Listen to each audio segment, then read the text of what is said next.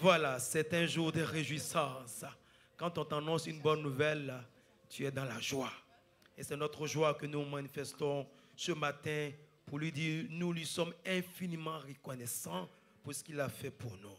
Ce matin, nous allons voir l'histoire de la Pâque. Voilà, c'est juste rappeler les bienfaits de la Pâque, les bienfaits de l'œuvre de la croix de Jésus. Voilà pourquoi, sans plus tarder, nous allons prendre l'épître de 1 Corinthiens, le chapitre 15. On le lit du verset 3 au verset 4. Voilà. Je vous ai enseigné avant tout, comme je l'avais reçu, comme je l'avais aussi reçu, que Christ est mort pour nos péchés selon les Écritures. Il a été enseveli et il est ressuscité le troisième jour selon les Écritures. Seigneur, merci de bénir ce moment, en ce jour de réjouissance. Ce jour où tu nous rappelles, Seigneur, la manifestation de ta puissance. Cette puissance qui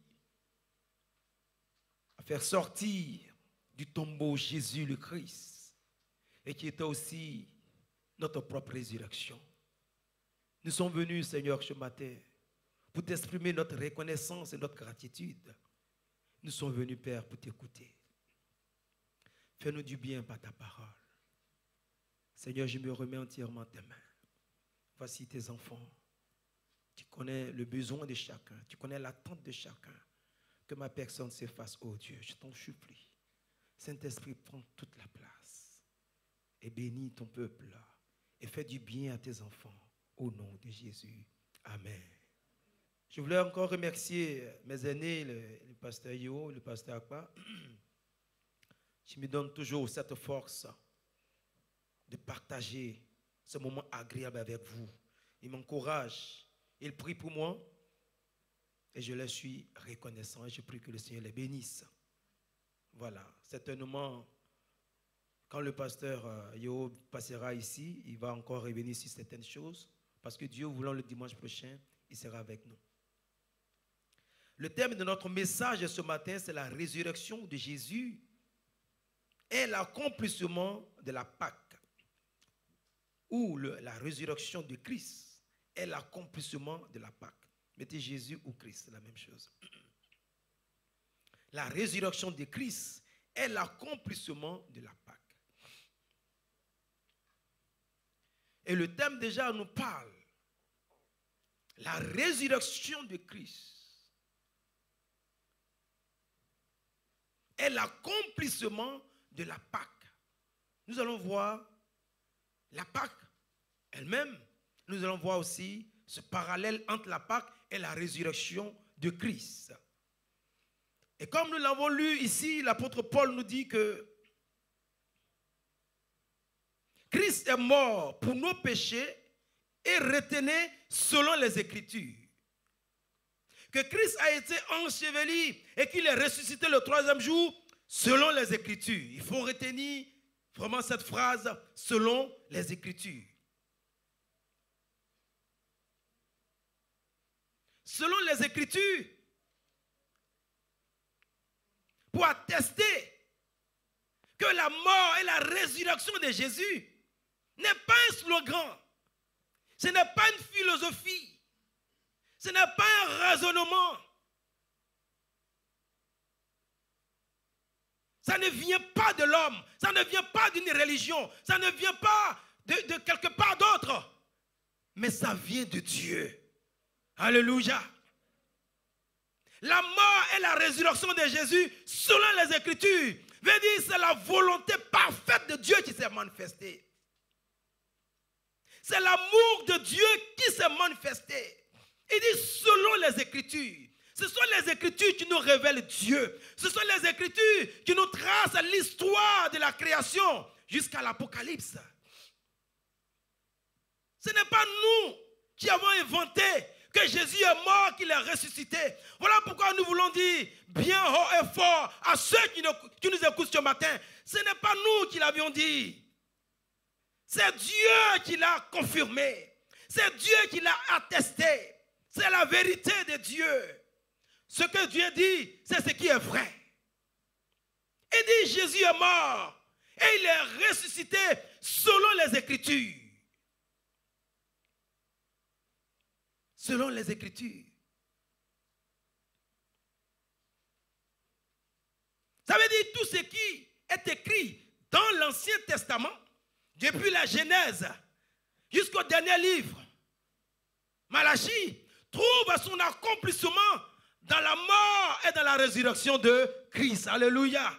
Tout ce que Dieu a écrit dans l'Ancien Testament s'est accompli dans la mort et la résurrection de Jésus le Christ. La mort et la résurrection de Jésus est l'accomplissement de toutes les prophéties. Toutes les prophéties. Si vous entendez parler d'un prophète, dis-lui que ta prophétie est rattachée à la mort et à la résurrection de Jésus-Christ. Si c'est un vrai prophète. Que le nom du Seigneur soit béni. La mort et la résurrection de Jésus est l'accomplissement de la rédemption de la race humaine. L'humanité est rachetée. À travers la mort et la résurrection de Christ, nous ne sommes plus esclaves. Nous ne sommes plus esclaves de Satan. Nous ne sommes plus esclaves des démons. Nous ne sommes plus esclaves des esprits méchants. À travers la mort et la résurrection de Christ, la dette envers Dieu a été payée. Ce n'est pas envers Satan. La dette, c'était envers Dieu. Cette dette-là, elle a été payée. Voilà pourquoi dans Jean le chapitre 19, le verset 30, 19-30, avant de rendre l'esprit, Jésus dit sur la croix, tout est accompli. Tout est accompli pour notre délivrance. Tout est accompli pour le salut de l'humanité. Tout est accompli pour ta bénédiction. Tout est accompli pour que chacun de nous rentre dans sa destinée. Tout est accompli pour que l'humanité soit sauvée. Cela va de soi. Il faut accepter ce que le Christ a fait. Tout est accompli pour ton succès, pour ta prospérité et pour ta réussite. Nous ne sommes plus esclaves du célibat. Nous ne sommes plus esclaves de la stérilité. Nous ne sommes plus esclaves de la malédiction. Nous ne sommes plus esclaves d'un lien quelconque. La mort, la résurrection de Christ nous a libérés. Nous ne sommes plus esclaves des liens ancestraux, des malédictions générationnelles. Dès que tu donnes ta vie à Jésus, la malédiction prend fin. Nous n'avons plus besoin de visa pour être bénis. Non, alléluia. Notre visa est déjà signé par le sang de Jésus. Voilà pourquoi, peuple de Dieu, nous sommes condamnés à réussir. Et si nous ne voulons pas croire, Dieu croit en notre place. Alléluia. Parce que Christ est mort et il est ressuscité. Si quelqu'un te dit que tu ne réussiras pas, dis-lui que c'est faux. Christ est mort et il est ressuscité. Et il a payé la dette qui pouvait faire de toi et de moi un esclave. Voilà pourquoi dans Philippiens 4, le verset 13, Philippiens 4, 13, Paul dit, j'ai pu tout par celui qui me fortifie. Dieu te dit ce matin, mon enfant, tu peux tout parce que je te fortifie. C'est lui qui est en toi. Et c'est lui qui te donne le vouloir et le faire. Il te donne la force, la capacité. J'ai pu tout par celui qui me fortifie. Et lorsque nous allons dans 1 Corinthiens, le chapitre 5, le verset 7, il est écrit, Christ, notre Pâque, a été immolé. Christ, notre Pâque. Quand on parle de la Pâque, Christ, notre Pâque, a été immolé. C'est la raison pour laquelle en ce dimanche, nous célébrons la résurrection du Seigneur. Nous proclamons la résurrection de Christ. Nous commémorons la résurrection de Christ. En ce dimanche de Pâques, nous crions haut et fort que le Christ est ressuscité. C'est notre slogan. C'est notre emblème. C'est notre histoire. C'est le fondement de la vie chrétienne. La résurrection de Christ. Que le Seigneur nous aide ce matin. Lorsque nous allons dans Exode 12, nous n'allons pas le lire, 1 à 14, nous voyons ici l'origine de la Pâque.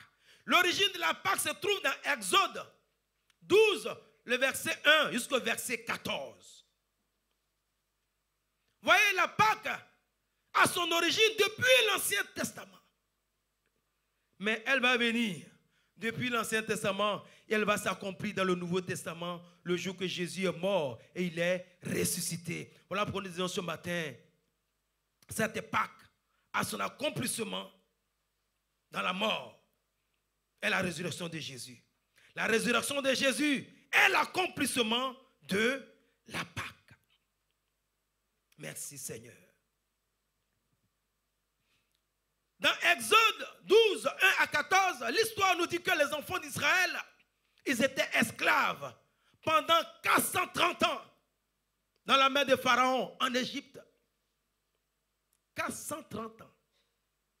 Et si Dieu n'intervenait pas, il allait continuer. Vous voyez que Satan, il n'a pas pitié. 430 ans d'esclavage. Mais l'Éternel Dieu, à travers son serviteur Moïse, il va descendre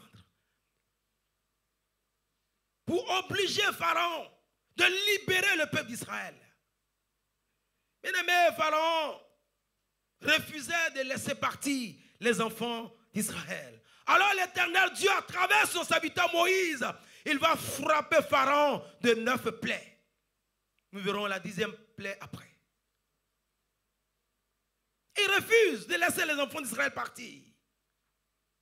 Lorsque Moïse lui a dit, l'Éternel Dieu t'ordonne de laisser partir le peuple d'Israël, il dit, qui est l'Éternel Dieu? L'Éternel Dieu là, c'est qui? Tant ton Éternel Dieu là, c'est qui? Si vous rencontrez quelqu'un qui vous dit que votre Dieu, il est qui? Ton Dieu là, il est quoi? Il faut commencer à pleurer pour cette personne. On ne défie pas Dieu. Tous ceux qui ont défié Dieu, ils ont rencontré Dieu, ils ont mordu la poussière. C'est une question de temps. Si vous voyez quelqu'un parler mal de Dieu, il faut commencer à prier pour la personne. Quelqu'un défier Dieu, quelqu'un dit Dieu là, il est qui? Quelqu'un blasphémer le nom de Dieu, il faut commencer à pleurer pour la personne parce qu'on ne défie pas Dieu. Pharaon dit, qui est l'Éternel? Ton Éternel Dieu là, c'est qui? Le jour que Pharaon va voir l'Éternel Dieu, il a été englouti, il était sous la mer Rouge. Et l'Éternel Dieu lui a dit, me voici. Revenons en arrière, il refusait de laisser partir les enfants d'Israël. Alors Dieu va le frapper de plusieurs plaies. L'eau va se changer en sang. Des grenouilles qui couvrent le pays. Des mouches, des moustiques qui couvrent le pays. La mort des troupeaux qui couvrent le pays. Le pays est frappé d'ulcères. Les grêles, les sauterelles, les ténèbres, tout ça, tout ce que Dieu a fait pour frapper l'Égypte, Pharaon n'a pas laissé partir les enfants d'Israël. Il refusait toujours de laisser partir les enfants de Dieu. Alors l'Éternel Dieu va lui infliger un dernier coup. Ça c'est pour le mettre KO. Oui, un dernier coup. Fatal. Les autres plaies se suivaient. Cette fois-ci, Dieu dit à son serviteur Moïse, non, on ne va pas le frapper comme ça. Prenez des dispositions. Nous entrons maintenant dans l'histoire de la Pâque. Ce dernier coup-là, avant de l'envoyer, nous allons prendre des dispositions. Bien aimé, cette dernière plaie, c'était la mort de tous les premiers-nés des enfants de l'Égypte, à commencer par les hommes jusqu'aux animaux. Waouh!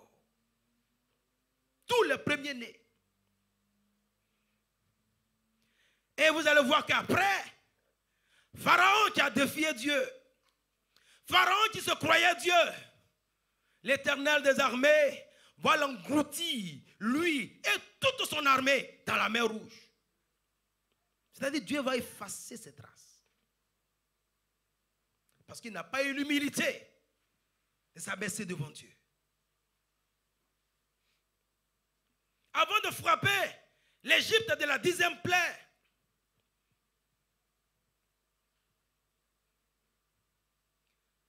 l'Éternel Dieu va dire à Moïse,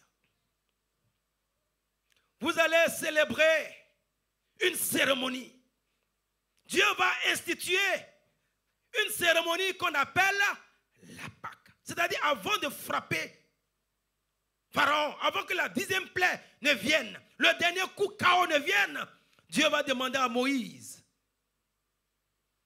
de prendre des dispositions et de célébrer une cérémonie. C'est une cérémonie la Pâque. C'est une cérémonie, c'est une fête, petite fête. C'est cette nuit-là, l'Éternel Dieu va instituer la Pâque. Moïse dit la Pâque là c'est quoi? Il dit bon je vais t'expliquer. Il dit la Pâque en hébreu ça veut dire Pesach, qui signifie passer dessus, passer outre. Vous savez ce que je dis? Ce n'est pas une prédication en tant que telle. C'est une ordonnance de Dieu. Dieu dit que nous devons raconter à nos enfants ce que c'est que la Pâque. Et puis nos enfants vont raconter à leurs enfants ce que c'est que la Pâque. Cette histoire-là, tous les chrétiens doivent la connaître et la raconter à leurs enfants. C'est comme ça c'est écrit. C'est une ordonnance de Dieu. Donc quand on vient, c'est pas qu'on vient pour prêcher. Non, on doit raconter l'origine de la Pâque. Et puis finir dans le Nouveau Testament. Donc la Pâque, qui est un mot hébreu qui veut dire Pesach, veut dire passer outre ou passer dessus. C'est la même chose. Passer par-dessus ou passer outre. Donc, la Pâque, cette nuit-là, cette cérémonie, consistait à immoler un agneau, à mettre le sang de l'agneau sur la porte de la maison des enfants d'Israël. La Pâque, cette nuit-là, consistait à manger la viande de l'agneau immolé rôti au feu. L'animal qui a été tué, on doit manger sa viande rôtie au feu. Avec quoi? Avec des herbes amères et du pain sans levain. Voilà comment ça se passe. La Pâque, cette nuit-là, consistait, pendant que vous mangez, vous êtes déjà chaussés. C'est comme un sportif. Ils sont déjà habillés. Ils ont porté les chaussures. Ils sont habillés. Hein? Dieu a dit habillez-vous. Alléluia. Soyez prêts. Et puis mangez à la hâte. Mangez rapidement. Parce que quelque chose de nouveau va se passer. Quelque chose de spirituel va se passer. Quelque chose de Dieu va se passer. Mais ils ont dit à Moïse, mais on s'habille comme ça, on mange d'habitude, on s'habille. Moïse, habillez-vous. Et puis regardez ce qui va se passer. Alléluia. Vous s'apprêtez et sortir de l'Égypte lorsque Dieu va frapper. Bien-aimés, cette nuit-là, lorsque l'ange de la mort est passé sur le pays de l'Égypte, il est passé sur tout le pays de l'Égypte. Dès que l'ange a commencé à passer, c'était comme une ombre. Tu entends des cris dans chaque maison, dans toutes les maisons, même les animaux. Les chiens, les cabris, les agoutis, eux aussi ont commencé à pleurer. Il y avait des pleurs partout. Au fur et à mesure que l'ange de la mort passait, tous les premiers-nés tombaient. Même si tu n'as rien fait, tu tombes. Même si tu es en prison, tu tombes. Même si tu dors, tu tombes. Pourvu que tu sois un premier-né, tu tombes. Si vous êtes un premier-né jumeau, vous allez tomber. Ah, je ne sais pas s'il y a 3 jumeaux, comment ça va se passer. En tout cas, quelqu'un va tomber. Alléluia. Et l'ange de la mort passait. Mais lorsque l'ange de la mort qui passait sur l'Égypte arrivait devant la maison des enfants d'Israël, il voyait le sang. Le sang qui était le signe de l'alliance, le signe de l'amour, le signe de la grâce. Et l'esprit de mort qui veut rentrer est repoussé par la puissance du sang. Et l'esprit de mort passait par-dessus ta maison. Et il continuait son chemin. Et il continuait son chemin. Je vous ai dit ce matin, bien-aimés, Dieu, pour libérer son peuple, il n'a pas eu besoin des chars, des missiles et des bombes. Dieu a eu besoin seulement d'un agneau. Un agneau suffit. Voilà pourquoi lorsque tu es devant le tribunal, ne cherche pas à trop t'embrouiller. Invoque le nom de l'agneau. Lorsque tu es condamné injustement, ne t'embrouille pas. Invoque le sang, invoque le nom de Christ, l'agneau. Appelle-le et garde ton calme. Et l'ange de la mort continuait son chemin. À cause du sang de l'agneau qui était sur la maison des enfants d'Israël, l'ange de la mort ne pouvait pas rentrer. Ce jour-là, il y a eu des pleurs dans tout le pays, dans toutes les maisons des enfants de l'Égypte. Mais dans la maison des enfants d'Israël, bien aimé, la Bible dit que même un animal n'est pas mort. Wow. Je vous présente la Pâque dans l'Ancien Testament. Un agneau a suffi. Si c'est une grande puissance, oui, on va envoyer des chars. On va activer toutes les grandes chaînes pour dire qu'ils sont en train d'attaquer maintenant. Non. Un agneau suffit. Maintenant, pour le salut de l'humanité, parce que tout ce qui est dans l'Ancien Testament, c'est l'ombre des choses à venir. Nous sommes maintenant dans la réalité. Dieu, maintenant, pour le salut de l'humanité, Dieu ne va plus donner un animal. Dieu va donner Jésus, son Fils unique, pour le salut de l'humanité. Voilà pourquoi Jean-Baptiste disait dans 1 Jean, le chapitre 29. Jean, le chapitre 1, le verset 29, autant pour moi. Jean 1, 29. Jean-Baptiste dit, le lendemain, il vit Jésus venant à lui et il dit, voici l'agneau de Dieu qui ôte le péché du monde. Jean, le chapitre 1, le verset 29. Lorsque Jean l'a vu passer, et comme Jean-Baptiste avait la révélation, il a vu Jésus, ce jeune homme de 30 ans, dans la fleur de l'âge. Il était frais, rempli de vie, sans aucune maladie, sans aucun péché, sans aucun reproche. Et il passait, et Jean-Baptiste dit, voici l'agneau de Dieu qui ôte le péché d'Israël, de la France, de l'Afrique, du monde. Et Jésus passait, tout doucement. Oh Seigneur, pourquoi Jean-Baptiste dit, il est l'agneau de Dieu qui ôte le péché du monde? Parce que l'humanité tout entière était sous la domination de Satan, le pharaon de ce monde. Il y a encore un pharaon qui est là. Le premier était englouti dans l'Ancien Testament. Ça, c'était l'ombre. C'était l'homme physique, animé d'un démon. Maintenant, nous avons affaire à Satan lui-même. Mais l'autre se comportait exactement comme lui. L'humanité tout entière était, je ne peux pas dire parce que c'est du passé. L'humanité était sous la domination de Satan. Comme les enfants d'Israël étaient sous la domination de Pharaon. Mais à travers le sacrifice de Jésus, à travers la mort et la résurrection du Christ, nous sommes délivrés, bien-aimés. Le sacrifice de Jésus nous a délivrés et nous ne sommes plus esclaves. Le sacrifice de Jésus nous a délivrés de la puissance du péché. Le sang de Jésus nous purifie de tout péché. Voilà pourquoi dans Hébreux, le chapitre 9, le verset 12, il est écrit que Jésus est entré une fois pour toutes dans le lieu saint. Un seul sacrifice.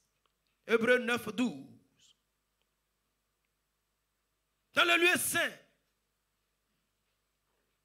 Très saint, non avec le sang des boucs et des veaux, mais avec son propre sang, ayant obtenu une rédemption éternelle.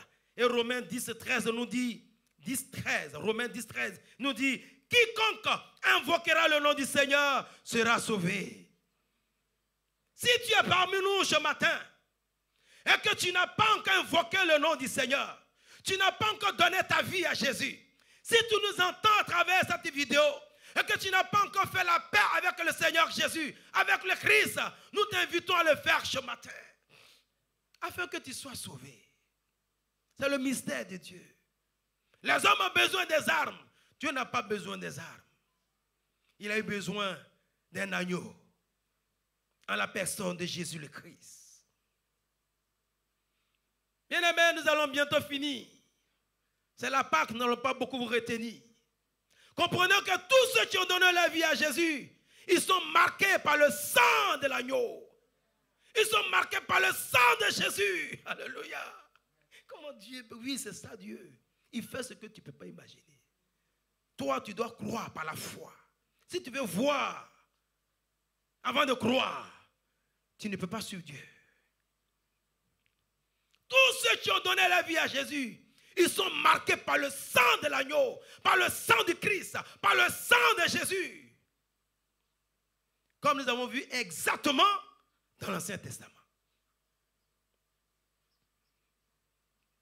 Maintenant que tu as donné ta vie à Jésus, maintenant que tu es marqué par le sang de l'agneau, laisse-moi te dire ce matin, lorsque l'ange de la mort vient, quand il vient, il voit ta maison couverte par le sang de Jésus. Il voit ta femme couverte par le sang de Jésus. Quand la mort vient, elle voit ton mari couvert par le sang de Jésus. L'esprit de mort voit tes enfants couverts par le sang de Jésus. Et dès qu'il le voit, qu'est-ce qu'il fait? Il passe outre. Il passe par-dessus. Lorsque l'esprit du coronavirus vient et qu'il arrive dans ton quartier, il voit le sang de Jésus sur ta maison. Il voit le sang de Jésus sur ta famille. Il voit le sang de Jésus sur ta vie. Il veut prendre ta vie. Il veut la prendre. Mais il ne peut pas la prendre parce que le sang de l'agneau est puissant. Ce sang nous couvre. Ce sang nous protège. Ce sang garantit notre salut. Lorsque la malédiction de la famille vient, lorsque les sorciers du village viennent, lorsque ceux qui jettent les sorts se lèvent contre toi, ils se préparent dans le secret, dans ton dos, et ils lancent leurs filets, ils lancent leurs flèches, ils lancent les armes, les poisons et tout le reste. Mais lorsque tu bois cette eau, lorsque tu marches sur ce chemin, même quand tu marches sur ce fétiche, le sang de Jésus te couvre. Et la puissance de l'ennemi n'a aucun pouvoir sur ta vie. Bien-aimé, voilà ce que c'est que la Pâque. Passer outre. Nous sommes couverts. La malédiction passe outre. L'échec passe outre. Le chrétien condamné à réussir, bien-aimé. Le chrétien condamné à réussir, à aller de l'avant. Refuse que tu sois malheureux. Refuse, à moins que ça vienne de Dieu pour un temps, pour une preuve. Vous avez vu l'enfant d'un président qui traîne? Non. Nous sommes condamnés à être épanouis dans la tempête, épanouis dans le tourbillon, épanouis dans les vents et marées, épanouis. Ce n'est pas pour toi ce qui se passe dans ce monde. Ce n'est pas pour toi. Parce que le sang de Jésus n'a pas coulé en vain. Ce sang a coulé pour nous protéger. Que son nom soit béni. Quand le chèque vient, il voit le sang. Voilà pourquoi, dans Exode 12, 13, il dit, Exode 12, 13. Il dit, le sang vous servira de signe. Il y a un signe qui est sur ta vie. Peut-être que toi-même tu ne vois pas, mais tu dois comprendre par la foi. De signes sur les maisons où vous serez. Il dit, je verrai le sang et je passerai par-dessus. Et il n'y aura point de plaie qui vous détruise, comme je frapperai le pays d'Égypte. Corona, corona, oui, c'est pas pour toi. Et si même la maladie venait à t'atteindre, le Seigneur va te guérir. Bien-aimés, je vous ai dit la dernière fois, je l'ai dit encore, si la colère de Dieu a été apaisée, c'est quelle autre colère qui peut nous emporter? Si Dieu nous a pardonné, qui peut te condamner encore? Dieu lui dit, moi je te fais grâce. Qui d'autre peut te condamner? Alléluia. Quand quelqu'un sort de la prison, il ne paye pas ticket de bus. Non, non, non. Par exemple, quand il sort de la prison, on lui fait un petit, comment on appelle ça, un reçu de tout. C'est-à-dire de la prison jusqu'à chez lui, tout est payé. On ne peut pas l'arrêter pour dire non, il a fraudé le métro, il a fraudé le bus. Non, non, non, non, non, non. Il est pris en charge. Il y a une feuille de route qui l'accompagne. Quand le Seigneur nous a rachetés, il y a une feuille de route qui est collée sur ton dos. Alléluia. Il m'appartient. Elle m'appartient. Alléluia. Voilà pourquoi nous sommes comme des fous. Parce que nous voyons quelque chose de caché dans le spirituel. Et c'est ce que nous essayons de mettre à la disposition du peuple. Le sang. Dans 1 Pierre, le chapitre 5, le verset 8. 1 Pierre 5, 8. Il dit, soyez sobres, veillez, car le diable, votre adversaire, qu'est-ce qu'il fait? Il rôde comme un lion rugissant, cherchant qui il dévorera. On dit quoi? Il est comme un lion et puis il rôde. Dis-moi, pourquoi il ne rentre pas? Si lui, il est un lion, un vrai lion, pourquoi il ne rentre pas? Parce que tu es protégé. On dit que quelqu'un tourne autour de ta maison. C'est parce que la porte est fermée. C'est parce que nous sommes couverts par le sang de Christ. C'est la raison pour laquelle, bien-aimés, en ce jour de Pâques, nous célébrons la résurrection de Christ. Alléluia. J'ai prié ce matin, nous allons finir, qu'à travers la puissance de la résurrection de Christ, le Seigneur nous visite et ressuscite en nous tout ce qui était mort. Que le Seigneur ressuscite dans la vie de son peuple tout ce qui était mort. Si quelqu'un parmi nous ici ce matin traverse une situation de mort, tu te retrouves dans une vallée de la mort, le Seigneur te ressuscite ce matin en ce jour de résurrection. Il ressuscite tes finances, il ressuscite ton foyer, on se tient debout, il ressuscite ta santé, on se tient debout, il ressuscite tes affaires, il ressuscite tes activités, il ressuscite tes projets, et lève la voix, bénis ton Dieu. Notre frère viendra nous faire prier un instant. Le Seigneur ressuscite ce matin tes projets, tout ce qui était perdu, tout ce qui était tombé, le Seigneur ressuscite tout cela ce matin. Il ressuscite ta santé. Tout ce qui était tombé à l'eau, le Seigneur te restaure ce matin. Il te ramène à la vie ce matin. Alléluia. Lorsque les enfants d'Israël sont sortis de l'Égypte, ils jubilaient, ils chantaient de joie, ils sautaient de joie, ils criaient liberté, ils criaient viva, ils criaient alléluia, liberté. Nous sommes sauvés de Pharaon, nous sommes délivrés de la main de Pharaon. Que le peuple de Dieu crie ce matin la victoire. Alléluia.